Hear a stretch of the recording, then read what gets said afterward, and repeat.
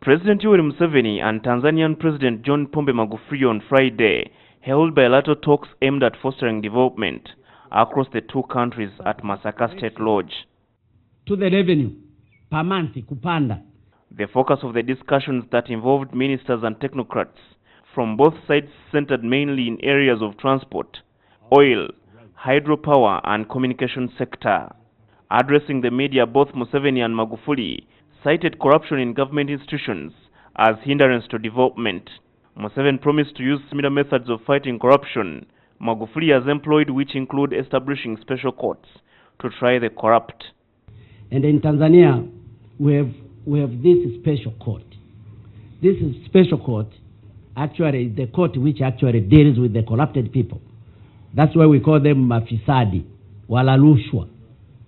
But even those people who are being punished by according to the law, they have the chance, they can even go to court.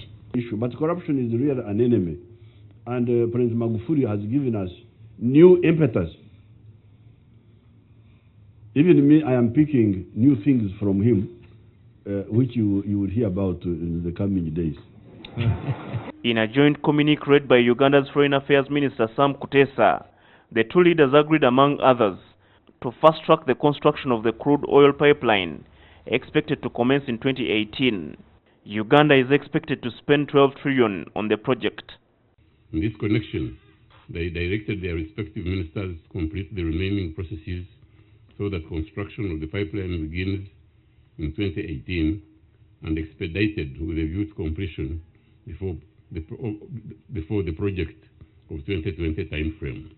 The president also used today's press conference to shed more light on why this 1,445-kilometer oil pipeline did not go through Kenya as it was earlier planned, but instead opted for Hoima to Tanga in Tanzania. Why the Tanzanian route was more attractive than, for instance, Mombasa? Because the compensation on this side was going to be much less. First of all, the area is not very heavily populated, and the Tanzanians are not as greedy as Ugandans. The two states also signed memorandums of understanding, including cooperation between Tanzania Broadcasting Corporation and Uganda Broadcasting Corporation, as well as between Uganda Police Force and the Tanzania Police Force on security matters. Habad Ziwa, NTV, Masaka. The president also